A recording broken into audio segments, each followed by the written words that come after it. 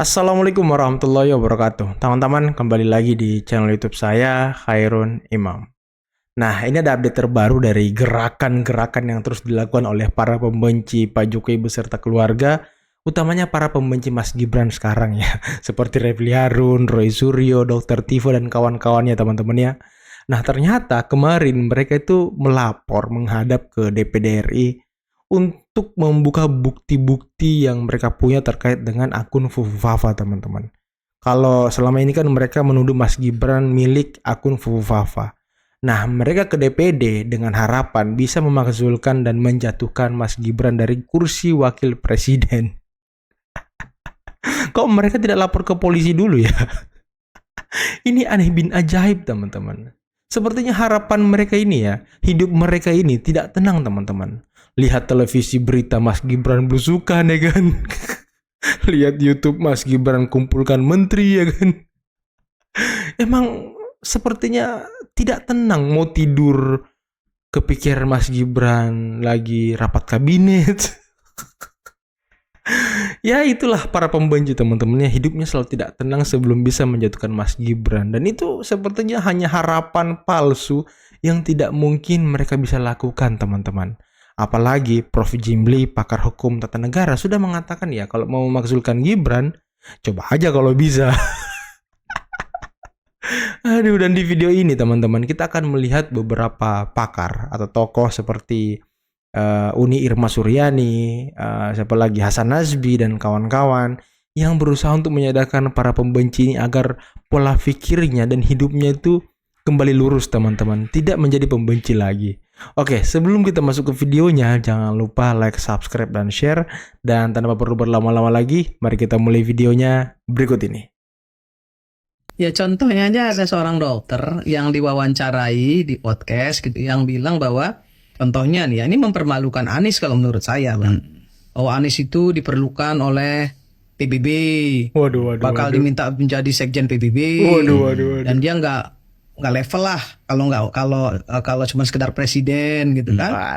Dan bilang juga bahwa Anies itu dibutuhkan oleh dunia karena untuk mengamankan perang dunia ketiga. Itu kan hal-hal yang bodoh menurut saya. Sangat bodoh. Tapi kok bisa gitu ya misalnya seorang Bambang Wijoyanto gitu mewawancarai orang itu kemudian bicara seperti itu tuh gimana gitu. Ya itu. Refly Harun juga ikut-ikutan mewawancarai misalnya kan. Refly Harun bukan ikut-ikutan mewawancarai, Bu. Ini emang udah ikut bermain ya kan. Hal-hal yang begitu. Menurut saya kan Refly ini anak muda yang harusnya ya, menurut saya nih, karena saya kenal baik dengan beliau, menurut saya ini anak sebenarnya dibutuhkan oleh negara ini gitu, untuk membangun negara ini dengan kecerdasannya. Dia kan profesor, Bang. Masih muda. Belum. Katanya belum profesor. Saya nggak tahu. Kan suka disebut profesor. Dananya belum. Oh, belum ya, Bang ya? Saya kira sorry. Minta ini. Saya kira untuk seorang Refly gitu ya. Iya, kakak, sorry ya. Kira Indonesia butuh beliau lah gitu ya. Dia untuk bisa ikut membangun bangsa ini ke depan. Jangan justru terbawa-bawa dengan orang-orang yang seperti ini. Saya sih susah menyayangkan gitu. Karena saya tahu itulah Refly, Dit Samsudin kan. Cerdas gitu. Cerdas dia. Iya. Nah itu, Uni Irma, Refly Harun itu bukan cuma mewawancarai, tapi ya memang sudah ikut-ikutan gitu ya kan, mau memakzulkan Gibran. Amin Rais tiba-tiba saja bilang, kalau Prabowo tidak memecat Gibran, Indonesia nggak bakal dapat berkah dari Tuhan. Waduh. Amin jadinya memang bikin malu umat Islam nih. Dia kan ketua Majelis Syuro Partai Islam, Partai Umat. Tapi pendapatnya kok sangat halu ya. Omongannya kali ini disampaikan di acara Syukuran Indonesia Tanpa Jokowi. Di pidatonya Amin kasih tenggat waktu 3 bulan kepada Pak Prabowo buat melengsarkan Gibran. Selama Gibran masih nongkrong sebagai wapres, sampai kapanpun tidak dapat berkah dari Allah, kata Amin. Nggak berhenti di situ, Amin bahkan nyumpahin kalau Gibran tetap wapres, pemerintahannya bakal bawa petaka. Amin juga desak Prabowo buat mencegah Jokowi cawe-cawe di pemerintahan. Dia sebut Jokowi sebagai Mulyono dan panggil Gibran Fufufafa. Untungnya banyak netizen yang nggak setuju dan ngeledek balik Amin. Kita harus lawan. Gus Dur pernah berkata, Amin Rais akan jadi gelandangan politik. Ternyata beneran ya. Tulis. Haha, beneran ya kan. Banyak juga yang heran, kok Gibran disebut sumber petaka sih? Bahkan ada netizen yang nyuruh Amin untuk introspeksi dan nggak melebihi kuasa Tuhan. Jokowi udah pensiun, Gibran jadi sasaran. Pak Amin, mending jaga kesehatan mental dan fisik Bapak. Kurangi kebiasaan menghasut dan bersikap halu.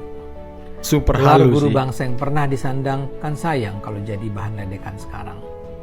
Rajin-rajin sholat Pak Amin. Ya gimana teman-teman ya? Mungkin kalian masih ingat ya ketika Amin Rais di DPR RI kemarin waktu menghadiri pelantikan Prabowo Gibran, ya nggak ada yang ngajak ngobrol coy. Dicuekin orang coy. Orang yang pernah jadi ketua MPR dicuekin kayak gitu, itu wah sudah nggak dianggap guys. Luar biasa ya. Sejatuh itu pamor mantan ketua pengurus pusat Muhammadiyah pada zamannya. Mantan ketua MPR, waduh. Saudara Refli Harun membuat lagi kebohongan bahwa katanya ada temannya ketemu Pak Prabowo di London, bilang Pak Prabowo nggak mau lanjutkan.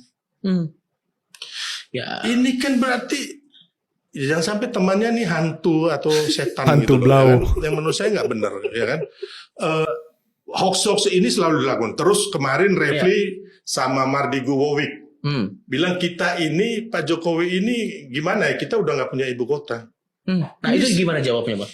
Ya ini kan seorang profesor doktor ya kan. Untung aja bukan saya Rocky Gerung. Kalau saya Rocky Gerung belum saya bilang kamu tolol dan dungu gitu kan. Enggak. Tolol dan dungu ya kan. Nah itu kalau misalnya dalam konteks sekarang ya, misalnya terutama di medsos ya, itu kan yang terjadi itu kan kayak kuat-kuatan narasi ya. Iya. Jadi ini kayak apa? Kalau dulu ada istilah Ghazwil Fikr gitu ya. Iya. Jadi perang wacana, perang narasi. Nah, masalahnya adalah yang sering kita jumpai itu orang yang kelompok yang mendukung narasinya pemerintah itu selalu dicap Buzzer RP. buzzer RP. Betul, buzzer RP. Ceboker apalah gitu ya. Jadi seakan-akan mereka ini yang mewakili kebenaran gitu. Penjilat Mulyono, Ya, asik. dan pemerintah ini ya memang selalu mewakili yang melakukan propaganda gitu. Dan ini mengingatkan saya pada pernyataan Rocky Gerung yang sempat ramai dulu soal hoax gitu kan. Dia bilang justru produsen terbesar hoax, produsen terbesar DFK gitu misalnya ya. Itu pemerintah, karena pemerintah yang punya agen, punya peralatan, punya means ya, sarana untuk melakukan propaganda. Gitu. Omong-omong lagi Menurut itu, Bung Hasan omong-omong lagi itu. Gini, kalau negaranya negara kayak Nazi, ya Goebbels itu melakukan hal kayak gitu. Atau negara-negara penjahat kayak Israel gitu. Dia punya doktrin Hasbara. Ya, deny aja semuanya. Anda belokkan aja semuanya. Tapi negara kita kan negara demokrasi. Gimana caranya negara kemudian memproduksi DFK sementara semua orang bisa periksa?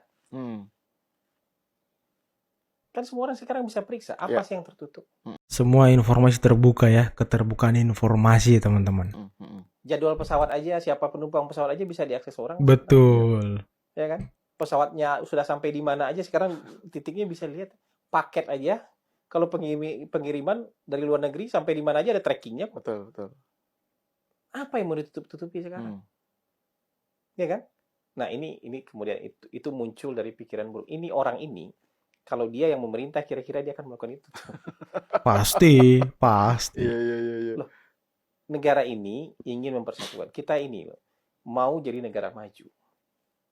Kita ini mau melompat jadi negara maju. Jadi pemerintah akan berusaha sebaik-baiknya supaya kita jadi negara maju. Kalau kita jadi negara maju itu artinya pemerintah akan berusaha semaksimal mungkin untuk melakukan sesuatu yang benar buat masyarakat, buat negara. Kalau ada masalah, ada sesuatu yang jadi problem, diberitakan itu no problem. Tapi jangan tuduh niat jahat. Jangan tuduh ini gagal. Ya belum dikerjakan aja sekarang udah ada yang bilang gagal gitu. Oh pemerintah ini akan gagal. Belum dilantik pemerintahnya. Sudah terlalu banyak gitu. Ya. Ada sotoy-sotoynya. Kemudian Ada sotoy-sotoynya. penilaian yang nggak bertanggung jawab. Nah sekarang kan para pembenci ini teman-teman ya, kabinet baru seminggu, belum cukup 10 hari kali, sudah dicap kabinet yang gagal, yang tidak bisa ngapa-ngapain. Kabinet Jokowi part 3 lah, itulah, inilah. Ini kan orang-orang pesimis bin Bahlul, teman-teman ya. Judgment-nya berdasarkan apa?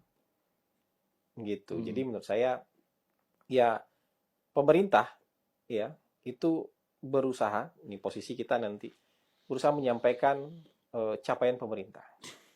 Kita akan berusaha untuk ngasih tahu pemerintah sudah melakukan apa. Dan pemerintah nggak mungkin menyerang. Ya kan? Tapi kita lebih banyak sifatnya nanti mengklarifikasi, meluruskan. Di samping menyampaikan capaian, tapi kalau ada kesalahpahaman ya kita harus luruskan. Kita harus klarifikasi. Tapi masyarakat juga harus kita sadarkan. Nah, tapi memang nggak bisa dalam jangka pendek. Iya, masyarakat juga kan butuh informasi. Uang negara dipakai buat apa?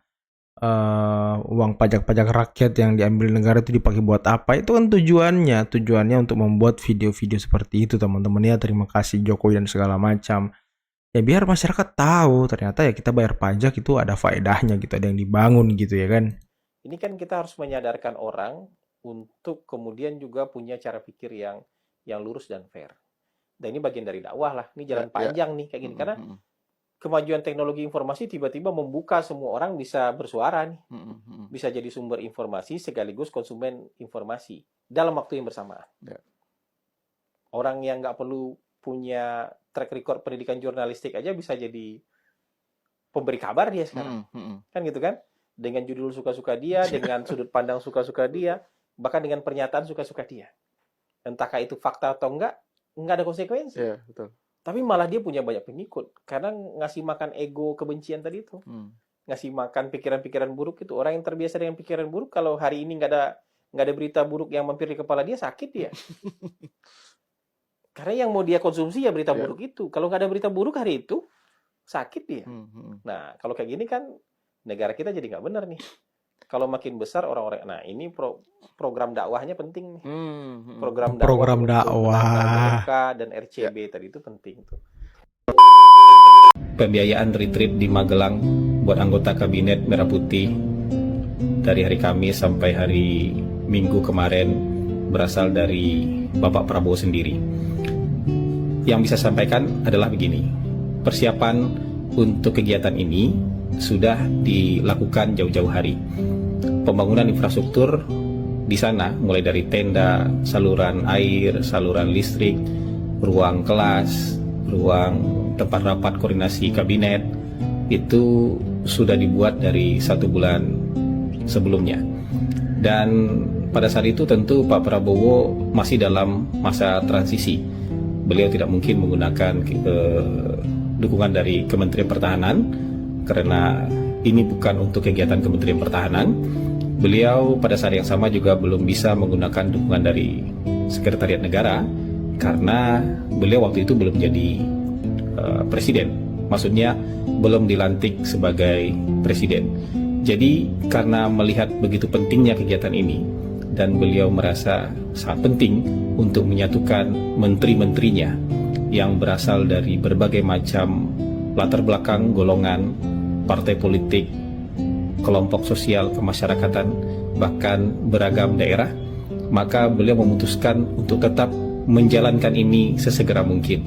Dan untuk menjalankan ini, tentu beliau harus merogoh kantong beliau pribadi untuk mempersiapkannya.